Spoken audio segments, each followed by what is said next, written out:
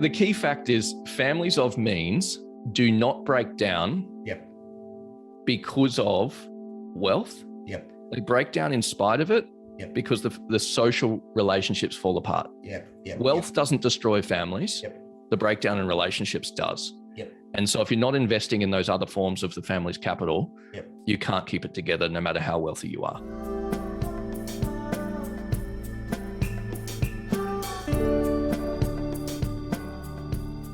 In this episode, I'm joined by Mike Boyd, co-owner and CEO of the Vroom Group and founder of Prosura Insurance, as well as the host of the Business of Family podcast. We talk about everything family business and multi-generational wealth. How does a family successfully transition wealth from one generation to the next? It's not all about the financial, in fact, and Mike takes us through a number of his key insights during this particular episode. I hope you enjoy.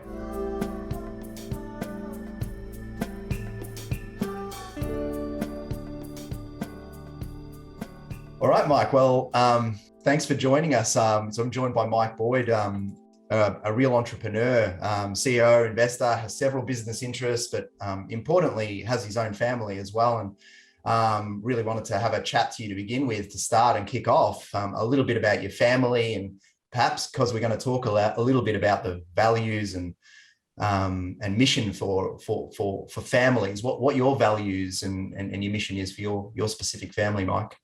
It's great to be here, Joe. Thanks again for the opportunity. I'm looking forward to this conversation.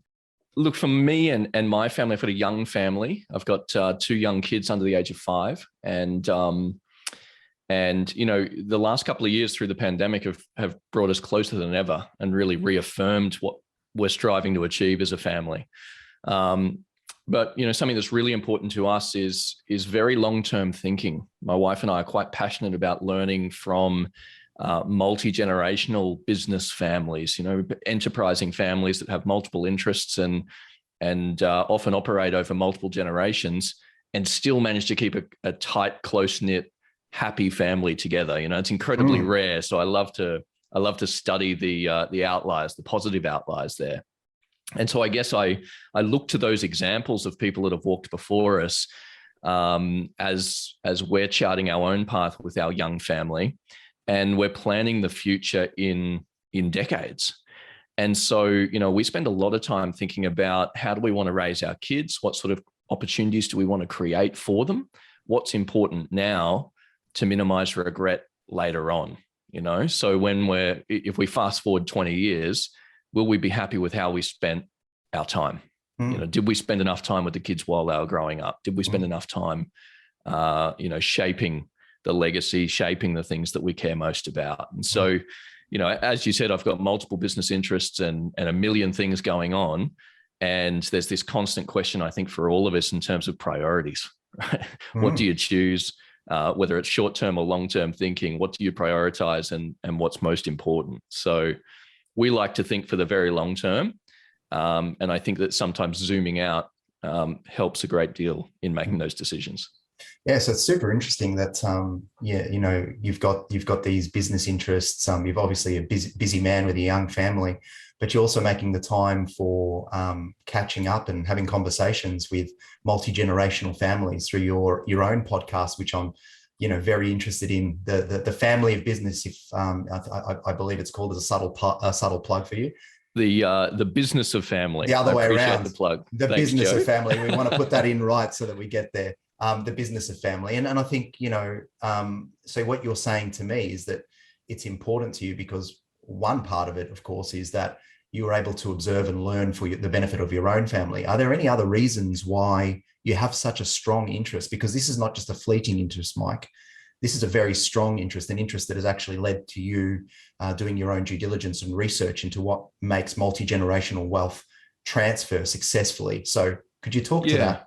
Yeah, look, it's a great question, Joe. And I guess, you know, this is a topic I'm passionate about and could talk on for hours. But if I go back a few years and where it all started, you know, I was very fortunate to make some considerable wealth in my 20s. You know, I was building and running technology companies as an entrepreneur, you know, mixed success, but a couple of them hit.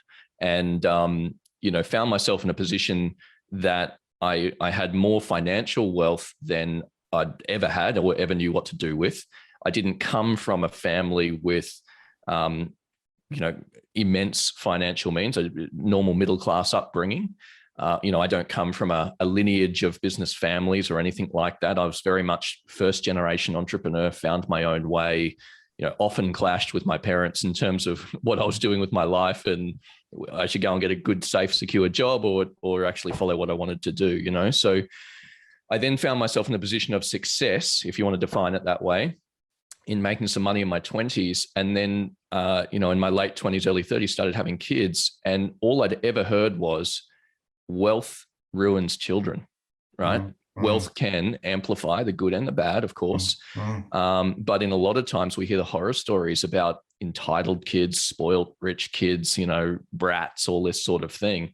And I was terrified of it. And when I say I mean we, my wife and I, this is something that we cared deeply about. And so we actually went off in search of answers to the question, not formally. We actually started looking around. We said, who do we know who is an enterprising family of some kind who also has raised great kids and also seems to still get along with them. And they're not fighting over money or they're not fighting over entitlement or what have you. And what did they do differently to the families that we read about who all break apart and end up in the courts or in the front page of the paper or what have you, squabbling over financial assets?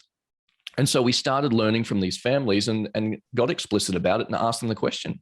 We actually said, did this happen by accident or have you been intentional with it? Mm. And what we learned time and time again, and this is all well before my podcast, was that the families who we admired from afar, who seemed to have it together as a family, as well as financially, were very intentional about it. Mm. They didn't get there by accident. Mm-hmm.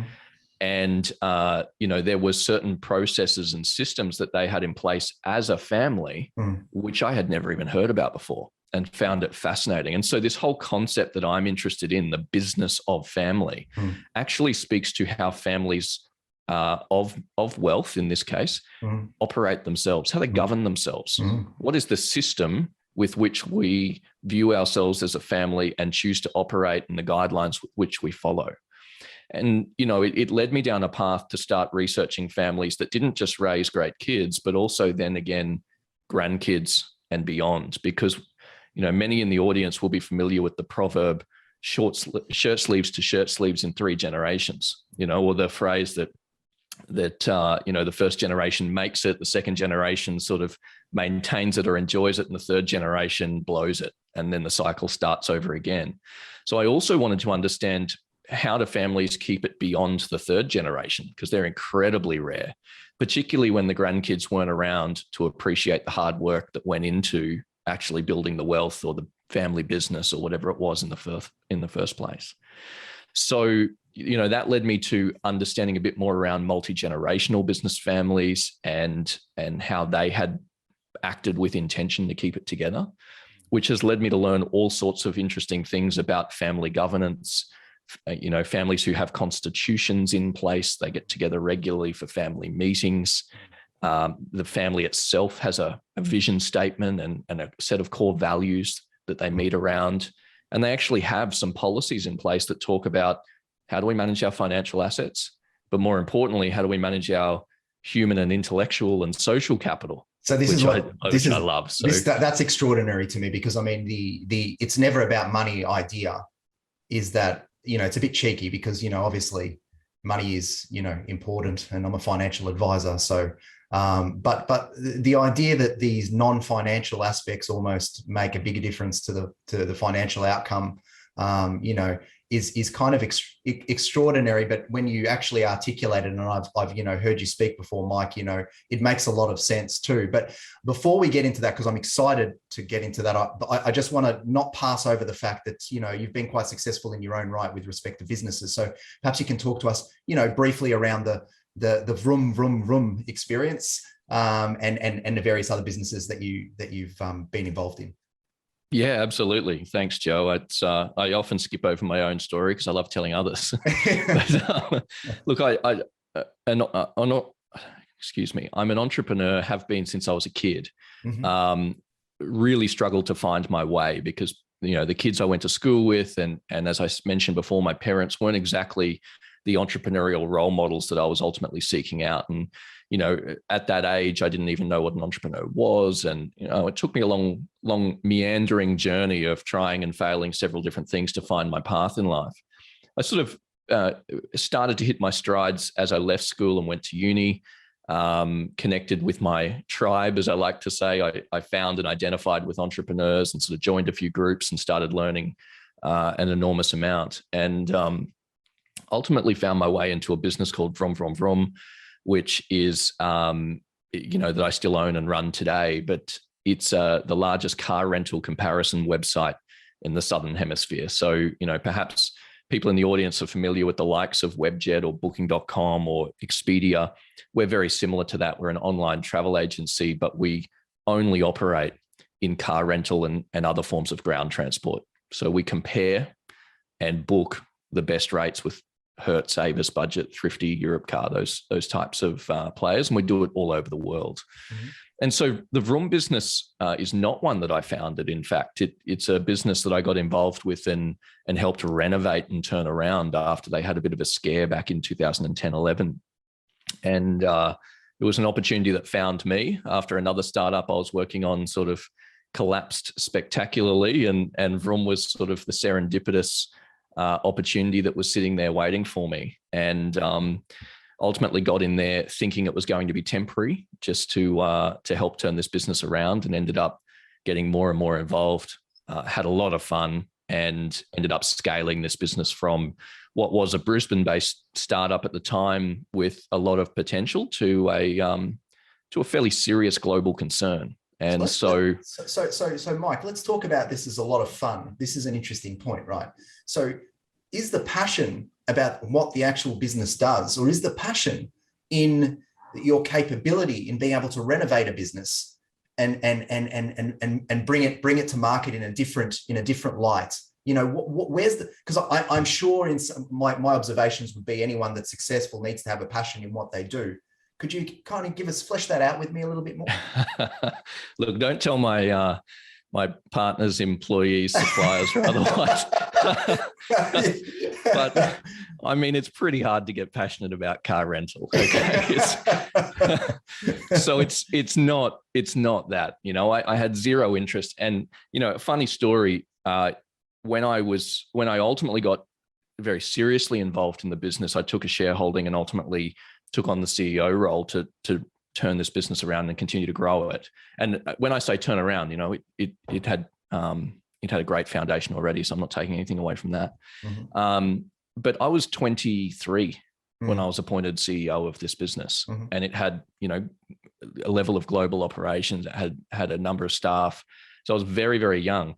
And if you try and rent a car in most parts of the world, you have to be at least 25. So I was running a business, selling a service, which I'd never really experienced myself either. So no, I can't say it was a burning desire or passion around car rental. For me, and particularly as identifying as an entrepreneur and CEO, it's about building the business systems that make things more efficient, make things operate smoothly, make things operate with a level of safety and redundancy and slack in the system.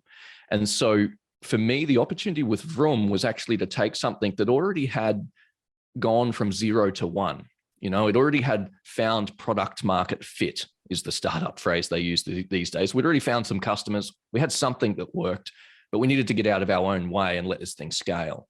And so for me, it was fun to go pillar by pillar, whether it was the finance team, the marketing function, the product and development part of the business, and just one by one renovated each section. And when I mean renovate, I mean how do we improve the systems here that allow us to scale to the next level? Because oftentimes in business, behind the scenes, these things are cobbled together with a bit of duct tape and luck and prayers to try and hold it together. And as soon as you hit a bit more scale, the systems start to fall apart. And so we went piece by piece to renovate the business. And, it was hugely enjoyable because you could see the results straight away. Mm-hmm. Mm. So is it important for a business to be successful and to have it generationally move from one to another, to actually have a passion in a particular area and and pass on the story relating to that passion? Oh, great question. Sort of hitting a few interest areas of mine there, Joe. So, Okay. as an entrepreneur, I love building businesses. And as a first generation founder, if I start talking in generational terms, I don't come from a lineage or a family business that's been, passed down. And so when I think about the foundation that I'm laying for my kids and grandkids and what have you, I don't subscribe to the model of forcing my kids to follow in my footsteps, right? I don't expect them to inherit my business and build it for another 50 years and pass it on to the grandkids. My perspective, and not that there's anything wrong with that, but it's just not my perspective for my family.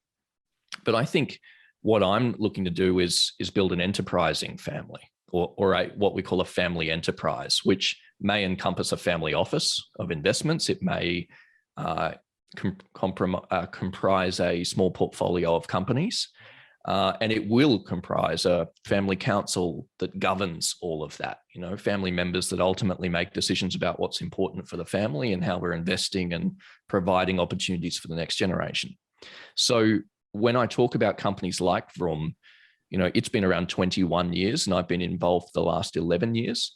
I love the longevity. I love the calm nature of the business. I love making long-term decisions with long-term partners and long-term employees. I think there's a lot to be said for that, but I don't necessarily assume that it will be a generational business. Because also in this, there's a very big difference between technology companies today and maybe industrial businesses of the prior generation. They are less transferable. Technology moves so quickly, and we're built, very much on top of Google and other systems that may not exist or may be very different in 20 or 30 years' time because technology moves so fast. So I don't make the assumption it's a generational asset.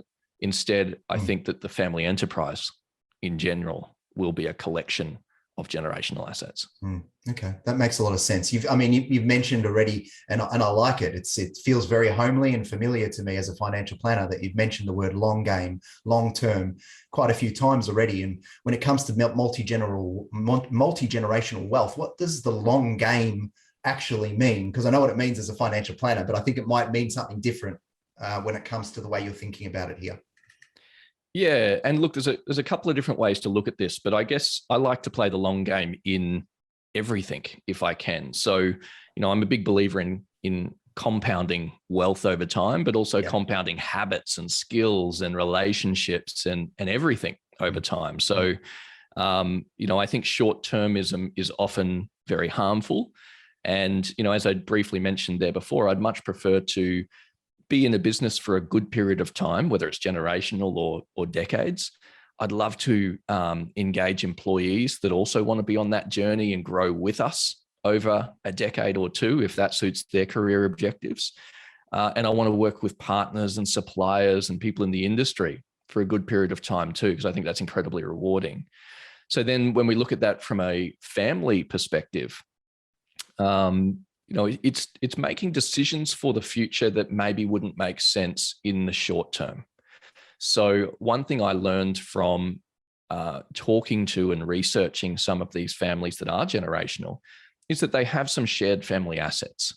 They'll have a family beach house or a ski chalet or a yacht or some other, some of those things sound a bit fancy, but some of those assets that have been in the family for 100 years. And when you understand why, and you actually peel back the stories that come with it, you'll start to hear stories about the kids and grandkids reflecting on their time spent there at the family farm, ranch, ski chalet, beach shack, whatever it might be, growing up over the years. And they're actually reflecting on something that was 20, 30, 40, 80 years ago in some instances. And it helps tie the family together and give them common purpose, common place, common understanding. And we talk about the fabric of the family and keeping the storytelling going amongst, from elders to the next generation. And we can touch on that as well. It's interesting, Mike, because Simon, sorry to interrupt, but I was listening on the radio the other day, Simon Leflin, I think it was, I think he's the CEO of St Kilda, was talking about the move back to Moorabbin for the St Kilda Football Club and how it actually was such an instrumental part in bringing back the fabric of the club. You'd have scarves and everything, and flowers and all that when Danny Frawley passed, and it was a real sort of a movement back to the home. And I'm hearing the same sort of thing within the family context there. Exactly. It's sometimes it's almost spiritual. It's a connectedness to place, but also to each other. And there's shared culture in that. And, what you've shared makes perfect sense. And so, in my example, to answer your question about playing the long game, Claire and I, in planning our foundation and thinking very long-term, to give you, just a concrete example, is that we've invested in a family retreat somewhere in the world, in a beautiful, beautiful part of the world, which we love, which we intend to actually not pass to the kids to inherit or not divide up and sell off, but instead sort of sit within that family enterprise as that common meeting place that the kids can enjoy, the grandkids can enjoy. And obviously it's up to them if they want to keep it beyond that. But investing in something that you go, gee, that's very expensive if I was to buy that as the getaway place today for my family. But if I start thinking on a 50-year horizon, 100-year horizon, the type of land or asset that we're buying is irreplaceable, right? They're not making any more of this in the place where they're making it. And so you start thinking in terms of, is this an interesting generational asset? Will this be of immense enjoyment and benefit to future generations in having this common meeting place? We don't have to do things like that. And of course, that's a physical and a financial sort of example, but we do the same sorts of things over the very long term in recording our history. So, as I said, my kids are very young, they're under the age of 5, but every year we write letters to our kids and we fold them up and put them in the safe, and we keep a digital copy too, just in case. And we envisage that when they're, 18 or 21, or when we deem it appropriate, we'll give them the letter that's been written to them every year, reflecting on their journey, but more importantly, reflecting on our journey. We often write it in that period between Christmas and New Year. And it'll be, last year we moved home from Singapore, we repatriated to Australia, the COVID crisis was upon us. You were diagnosed with autism this year. And for mum and dad, it was a huge hit. And we struggled for months trying to understand it and couldn't get support from the family. And we had these feelings and these emotions and these struggles. And ultimately, this is what we did with the information we had at the time. And, we did it all for you. Yeah. And we did it because X, Y, and Z. That's a true story. And that's in the letter that was written 60 days ago, because that is the story that we lived. We came back from Asia last year, and recording that history, particularly the trials and tribulations for kids. If kids growing up understanding the storytelling of their elders, whether it's their parents, grandparents, or otherwise, they actually, there's research out of Emory University that proves that it makes the kids more resilient and they have less mental health concerns as teenagers. If they understand that, to borrow someone else's example, if they understand that grandpa came to the country with $5 in his pocket and took a journey by sea, arrived by boat and almost didn't make it, and then started a life in this new territory and built from nothing in order to get today. It helps kids to have perspective in understanding those stories when they start hitting their own concerns and when they start needing to build their own resilience. Being able to lean on their elders' stories and say, you know what, I'm part of that. That person is part of me. I'm in that lineage. And if grandpa could do that, I can find some level of grit, and I can find some of that trait, and I can find my way through the world as well. I just think that stuff is so amazing. It's amazing. It strikes me as interesting that you use the word intentional, and then you used a practical example of how intentional you have been in a very, very practical and useful way. And the thing that I was thinking was, what motivates one to be so intentional? And then you answered the question by saying, I've actually done the research into, how this actually adds value to my children, through the, reduction in anxiety and the understanding and connection with the previous generation. And the willingness to sacrifice for the future generation by seeing what the previous generation had done. All of those things make a lot of sense. It requires a curiosity to begin with, so that you understand, and then you may be intentional. That's super, super valuable. Okay, so like I'm thinking about things like the concept of, and you've talked about this before, the concept of stewardship, and this idea of stewardship in the passing of wealth from generation to generation. Can you talk to us a little bit more about that? Yeah, and look, for anyone listening that perhaps is an agricultural family business or comes off the land, stewardship's not a new concept. No. We talk about stewarding the land from generation to generation and not abusing it with, hugely intensive cropping or running cattle or things like that will inhibit the use of that land in the future. So we take that similar concept of stewardship and it applies to everything. And the concept is that if something comes into our care or custody as a steward, our job is to look after it, improve it, and pass it on to the next generation or the next group of stewards in better condition than we found it, rather than consuming it. And so we apply this to this idea of family wealth. And one of the best examples I can give you is comparing inheritors to those that get a financial windfall through the lottery. Right now, everyone's heard the stories about how lottery winners often end up broke within a couple of years afterwards as well, because they're not equipped with the understanding of managing money and the value system that comes with it. And there's all sorts of entitlement, and family members and friends come out with their hands out wanting a piece of the winnings and things like that. The same exact thing happens with some inheritors.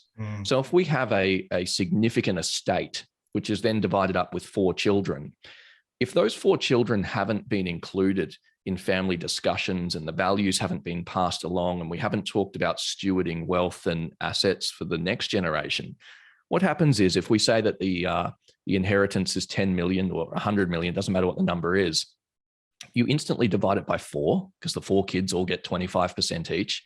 Some may do well with it, some may spend it, some may somewhere in between. But what happens very quickly is the family goes from having a buying power and a wealth of 10 million to 4 separate families having 2.5 each. And by the time it gets to their kids or the grandkids of the founders, it's just divided and divided and divided into further pieces, because the family keeps growing. The family tree gets bigger. Right? The more people you go down. And that's why the shirt sleeves to shirt sleeves in 3 generation exists, because most times people inherit money, they divide it up in equal parts or close to equal parts, and it breaks into such small pieces that by the 3rd generation, you're no longer wealthy. You're just sort of, a bit better off than most, and maybe your education's paid for. So what we're saying is that the rate of growth of the business isn't at the same trajectory as the rate of growth of the family. Correct. If you have one family business, your family will outgrow it. Yep. Right? It's a very common phrase in this sort of family wealth space. Families always grow faster than businesses. So if you want to keep up with the trappings of wealth that you enjoy today, when you have 4 children and then 12 grandchildren and then 30 great-grandchildren, you need to be creating a lot more wealth creators in the future generations and a lot more wealth. So it comes back to your point around that intergenerational wealth education, doesn't it? It comes around and really being able to get the next generation involved in being entrepreneurs or innovators. Exactly. And Joe, I went on a bit of a tangent there to sort of explain why, but I'll come back to your question about stewardship now. Yes, sure. So the alternative to dividing it all up and sort of having that wealth whittled away into smaller piles. And of course, my perspective is just a perspective of, families do that all the time and some are very happy with it. So it's just an opinion. But this concept of stewardship, if you are interested in perpetuating something across the generations, is instead, if we take that $10 million or $100 million family wealth, and instead we put it into a family vehicle of some kind. Now, I'm not necessarily talking trust structures or specific entities. It's more a concept. If we put it into a family enterprise or a family council that stewards it, or into even a family bank, some people like to use that phrase. Instead, what we're saying is we're passing the baton to the 4 children who are members of the family council and meet regularly in family meetings to talk about how to invest the $100 million wealth that is not an inheritance. We haven't divided it 4 ways. Instead, we've kept it together as a family. And the new stewards are voting and making decisions on how to invest it best for the next generation, because their one goal is to pass it on in better condition than they received it. Mm. So they might steward it for 50 years before members of the grandchildren or cousin consortium, they're called, become members of the family council. And they then play a role in stewarding it for the wider family group and the next generation. And so what ends up happening is, if we sort of start talking about a third or a fourth generation family, you often end up with 5 or 6 family council members who are elected to the board to govern on behalf of the wider family group. Once the family gets so large, they do elect members because not everyone can sit around the table. And their job is to act in alignment with the family constitution to steward the family's assets for the next generation. Most importantly, they're not always financial assets. There might be $100 million sitting there that's invested in through a family office, or there might be property holdings or other things. But what it often includes is an education fund, because we're investing in our intellectual capital in the future generations. That makes right? a lot So of a sense. lot of families say, right, we're going to pay for the secondary and tertiary education of all children and grandchildren and beyond, and so we actually want to invest our financial wealth so that it earns a return. Yep. Because in 50 years, there's going to be a lot more great grandchildren. And if we want to put them all through university or a trade school or otherwise, that's a considerable amount of money. But that's where a lot of families start. They start with an education fund. So is your contention that, when you've seen these third and fourth generation families, the reason that they are in these positions of being able to manage wealth is really through this stewardship structure, and also this sort of focus on intergenerational wealth education? Are those two of the primary differentiators between those families that are successful and those that aren't? Yes. So that first one is shifting from what's mine is actually ours. So rather than dividing it into 4 pieces as inheritors, instead we're keeping it together and stewarding it together, because we are one family unit. We belong to something and we manage it together. The other part is that the families are incredibly intentional about nurturing the rising generation. That includes providing financially, but also things like education funds, opportunities, access to experiences.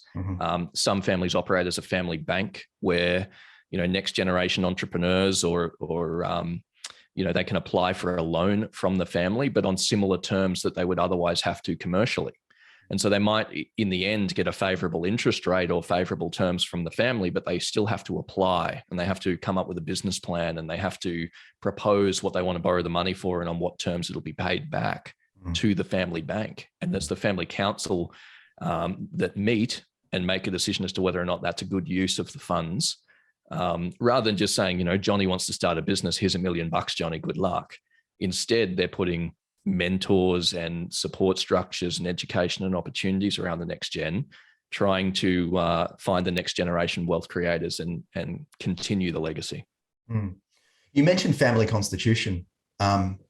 Maybe let's distill what a family constitution is. A lot of the times it sounds like a bit like when we think about the word business plan, there's business plans and there's business plans. So if we can maybe get some specificity around that for our listeners, that'd be awesome. Yeah. So look, family constitutions are all unique, and that's why it's both difficult to learn about, but also interesting, because you can design one to suit your family needs. But a lot of what we're talking about in family governance is very similar to business governance, right? So if you have any board experience in the corporate world, we're talking about having a constitution for a business or having a constitution for a family. It often lays out who we are, what we believe in, and what are our sort of key policies and structures that we're administering, or that we're sitting on this board to ensure that we comply with. So practical examples. Families start with the simple stuff in a family constitution, like who are we as a family unit? What is our vision for the future? And this is incredibly important. This is where that storytelling from the elders comes together, and we really capture that story of where do we begin and why are we bothering to be intentional with getting together with family meetings, and why are we creating a family constitution? What do we care about? And so you'll typically have things like you would in a business. You'll have a vision, a mission, a list of core values. But then where family constitutions get really interesting and where they really add value is that they have a list of policies before the family needs them defining how they're going to make shared decisions in the future. And I'll give you practical examples.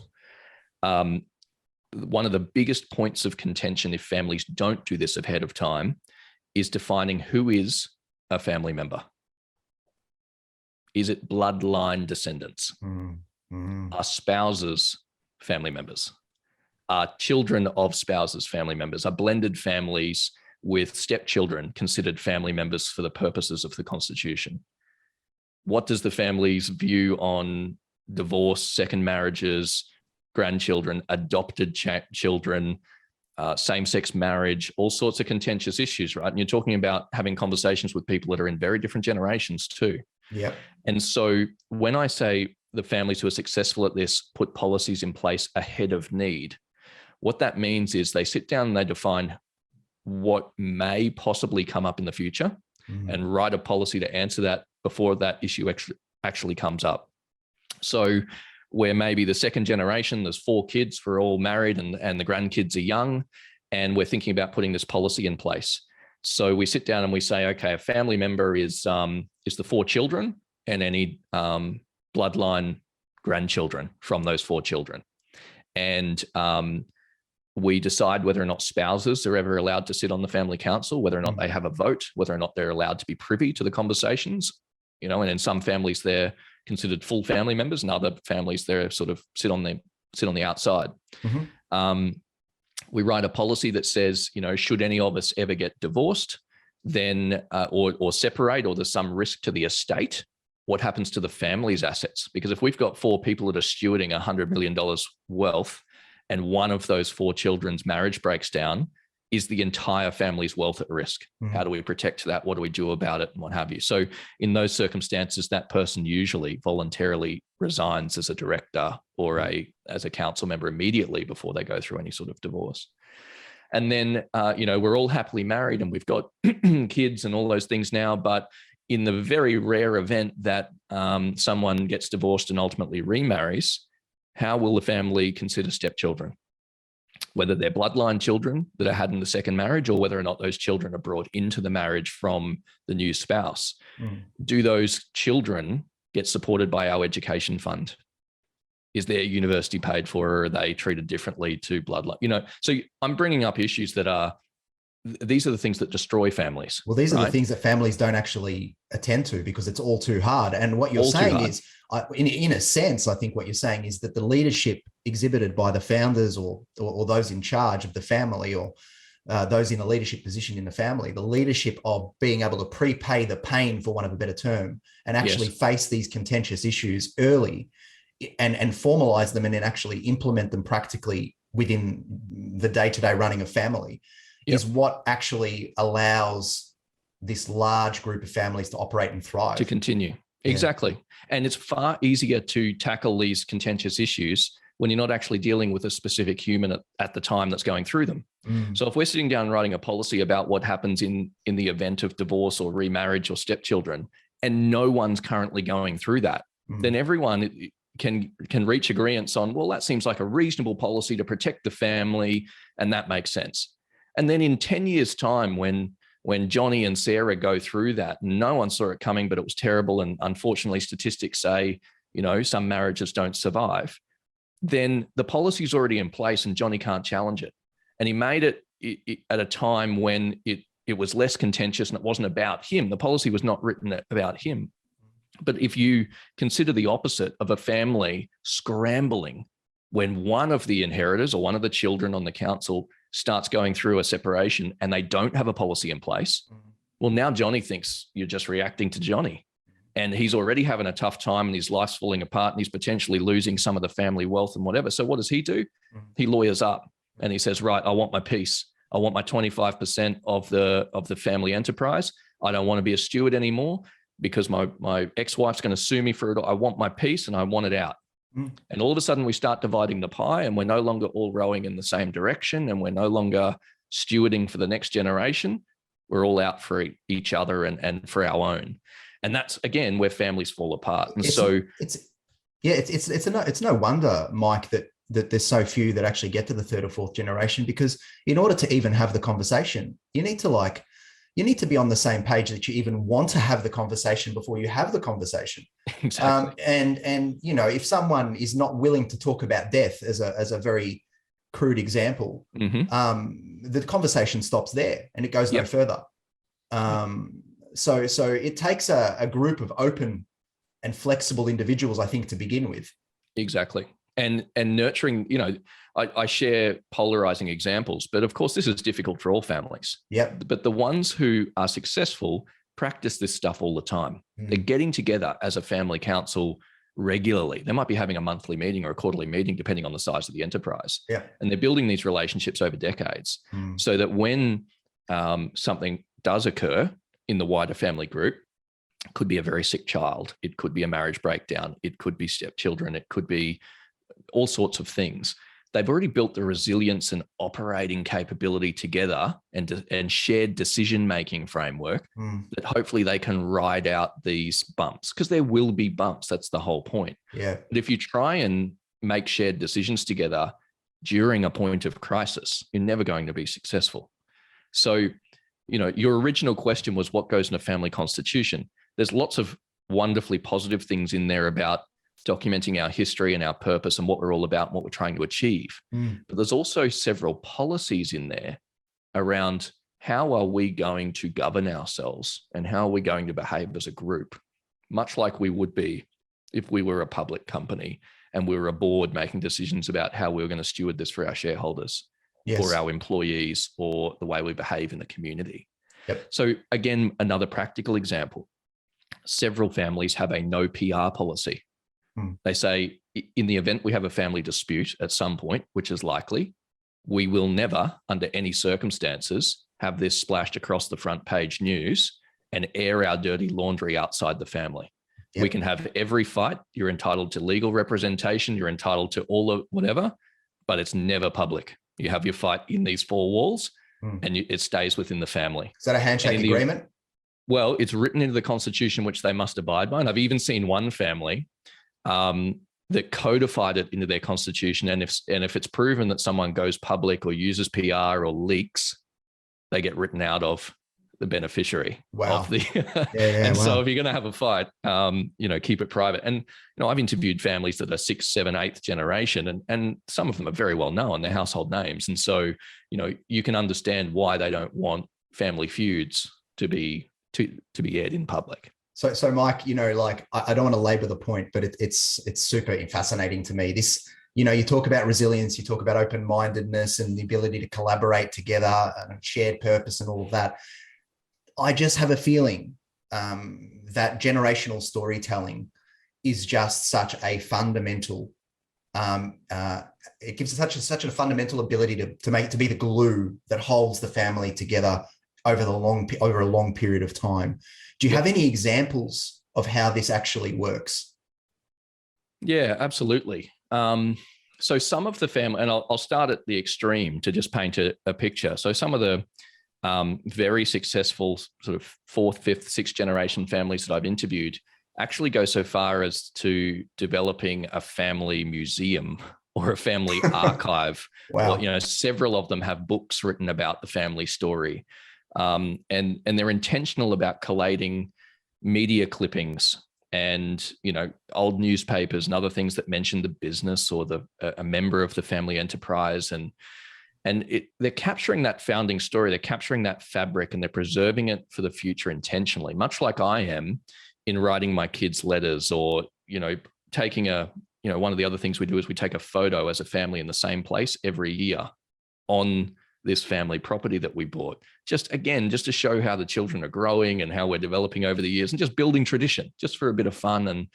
But what we're really doing is building the assets of the family and the history of it. And we share the ups and downs and the storytelling. And so some people have appointed a family historian, and, you know, there'll be plenty of people listening to this that have somehow, you know, been through ancestry.com or some other similar service trying to map their family tree. Well, others go further in researching where they've come from and who are the shoulders with which we stand on in terms of history, and documenting that so that the future generation can find it and understand it. And you know, a number of the families that I've interviewed have actually come back to me and asked me to interview the family again privately and do a private podcast, because they ended up telling the stories of how they got started, or telling the stories of their grandfather who's no longer with us. And they love the idea of getting that recorded and preserving it for history, so that that story can be retold or listened to again by their grandchildren. And so we keep coming back to this word of intentionality. Recording that story today is not very valuable to the family, but having recorded it 20 years ago, 30 years ago, 50 years ago is incredibly valuable to the family. And that's where we talk about how do we look at things through the lens of long-term and play the long game. It's so, so important. And I think family storytelling, whether it's sitting around the campfire, you know, and the elders are telling the little ones stories, or whether it's very intentional through books and podcasts and things like that, it doesn't matter as long as those stories are shared, because it helps people understand this is who we are, this is what made us, this is what we stand for. And it's the fabric of the family, like we said before. What comes to mind when I suggested to you my podcast name was It's Never About Money? Yeah. I love it because when I interview incredibly wealthy families, the ones that have kept it together, for them, it's never about the money. That's what you learn. You know, you've shortcut the process. You've got the answer, Joe. You've figured it out. And, you know, some of these very, very enterprising families have figured it out too. The wealth only amplifies, good or bad. And if you want to harness that wealth, you have to be intentional with it. So you can allow it to ruin a family. You can have spoiled, entitled kids. You can divide it up and wither it away and spend it all on fast cars and fun. And, you know, a little bit of that's always fun too. But you can also use it for good. You can harness it for philanthropy. You can harness it for impact. You can harness it for art and social responsibility and all sorts of good things, depending on what the family believes in. And the key stat, which I think of when you ask me that question, it's never about the money, is that in fact, I interviewed a gentleman the other day. He's 80 years old. He's been advising enterprising families for over 55 years. And he wrote the seminal work called Family Wealth. His name's Jay Hughes Jr., and it's very much worth reading and understanding. But he's the guy who coined the phrase financial capital, human capital, intellectual capital, social capital within families. And the families that focus on the other forms of capital, in addition to the financial capital, are the ones who win. Mm. They're the ones who prosper. It's those who are actually investing in the next generation human capital, those that are intentional about documenting their history, and in some cases, documenting their intellectual property. Mm. We're documenting our learning. This is what we as a family unit have learned. We're in learning enterprise, just like great businesses. We're trying to get better every year. Mm. So here's our history. Here's our family meeting minutes from 15 years ago, and compare them to today. Look how far we've come. You know, we're always getting better. Mm. And but also impact, you know, our social capital. How are we showing up in the community? How are we contributing? Who are we helping? Mm. And what are we teaching our next generation about why that's important to us and the impact we're having as a family? So the families that stick together and perpetuate the wealth for generations are the ones that actually operate not focused on the money. So the selection of unfortunately, the selection of the financial planner is not the be all and end all of whether or not a family, exists into perpetuity from a wealth perspective. Well, you know, if they selected you, Joe, then I'm sure it's a different story. Mike, great answer. Great answer. Look, the key fact is families of means do not break down because of wealth. Yep. They break down in spite of it because the social relationships fall apart. Wealth doesn't destroy families. The breakdown in relationships does. And so if you're not investing in those other forms of the family's capital, you can't keep it together no matter how wealthy you are. So it leads me to the next question, because, and we can briefly cover this, because I think the answer is that really from an investment point of view, it's not the most fundamental differential between successful families and non-successful families, as you just kind of mentioned. But if you were to look at, the typical family office investment philosophy, what does it look like? how much of that sort of impact investing that you mentioned a minute ago and philanthropy are actually involved in that wealth stack?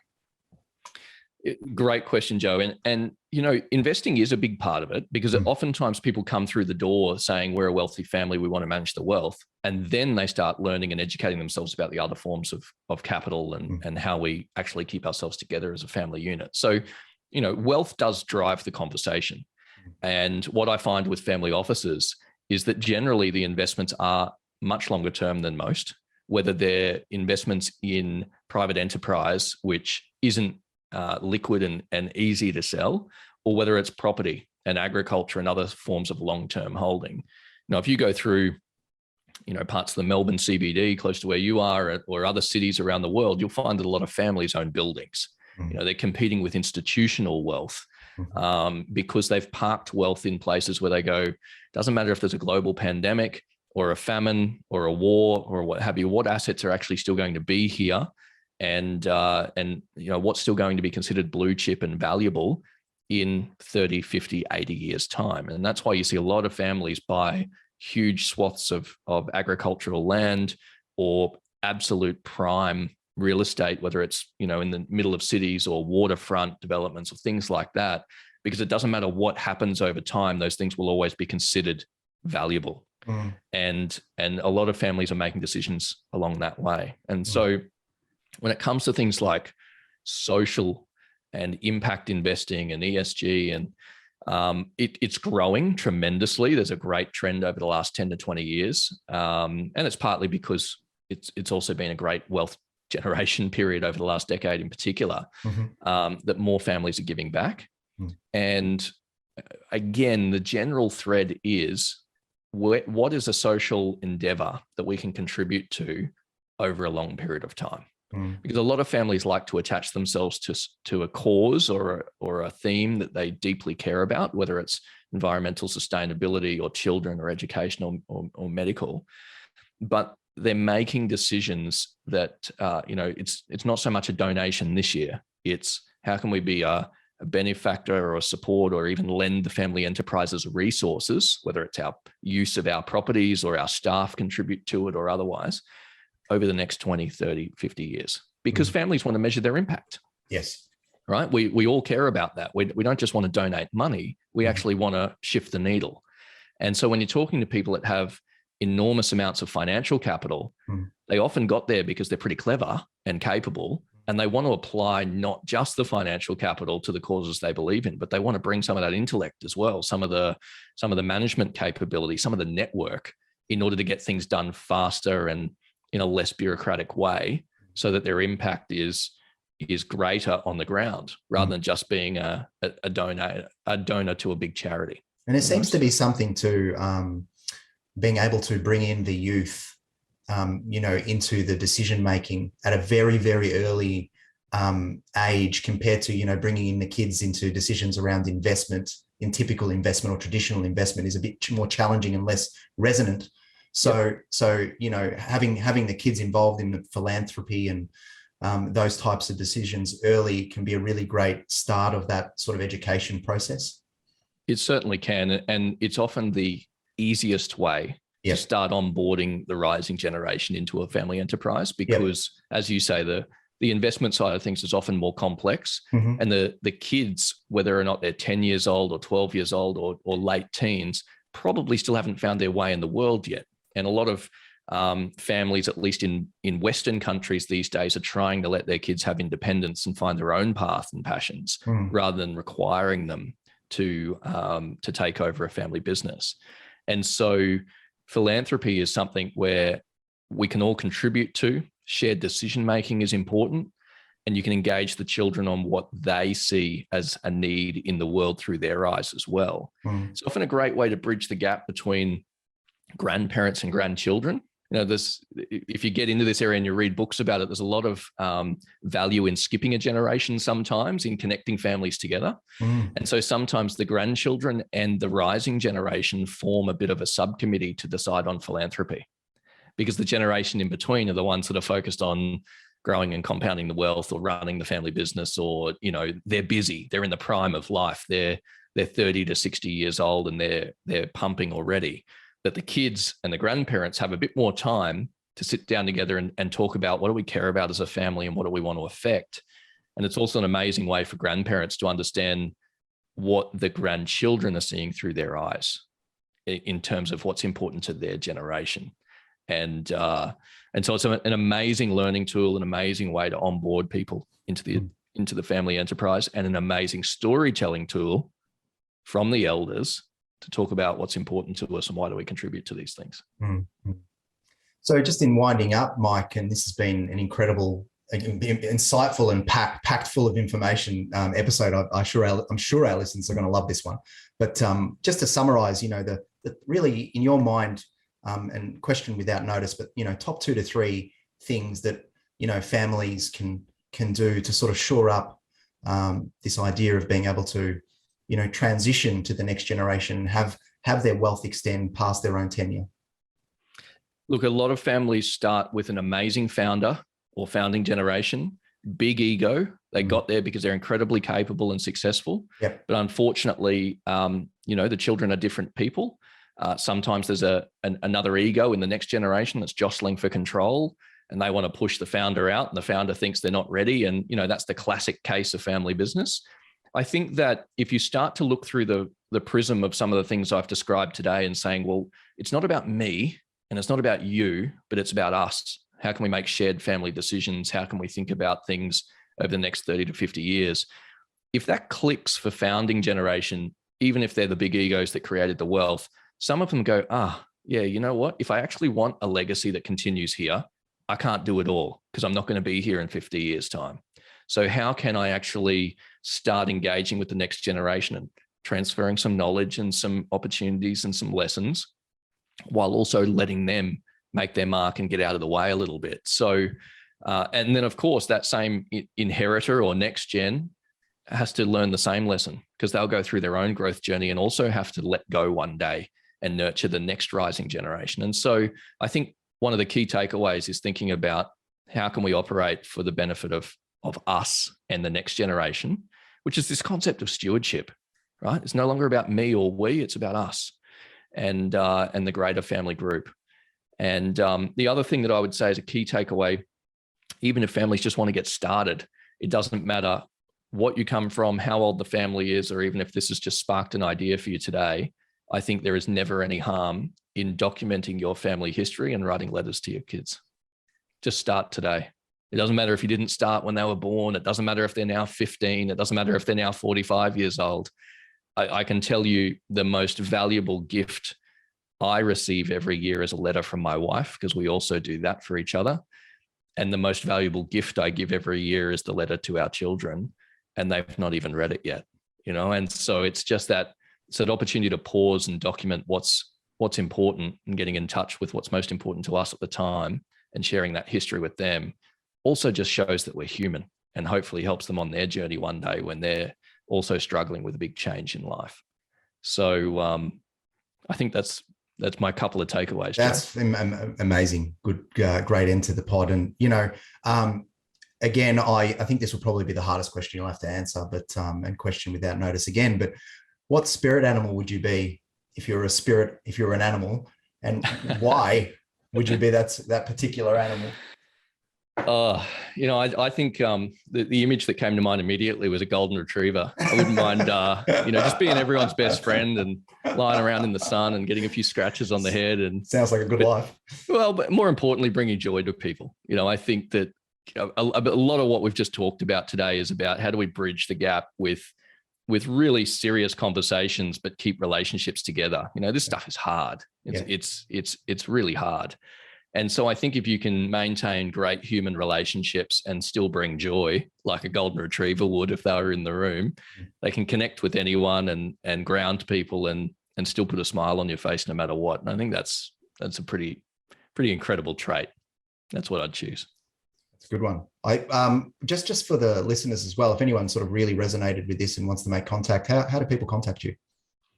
Are you contactable? Sometimes. Yeah. No, absolutely. Please do contact me. The podcast where I've done all those interviews with other generational families is Business of Family. Yep. You find it everywhere, but businessoffamily.net. And I also have a personal website, and that's probably the best place for people to find me, which is mikeboyd.com.au. Yeah, great. Well, thanks again. Really appreciate you coming on and taking the time out to speak to our listeners. It's been a very, very valuable podcast for me personally, and I'm sure everybody else listening. Oh, Joe, it was an absolute pleasure. Thanks again for the opportunity. I'm glad there was some value in it. Good on you. Thanks, mate. I hope that this one was enjoyable to listen to and there were some moments of value. If you have resonated in any way with the sentiments of this podcast, we would be delighted to direct you to our website, www.itsneveraboutmoney.com.au, for more free resources and education aimed at improving your capacity to make sound financial decisions for the benefit of your family. We wish you every success, however you define it.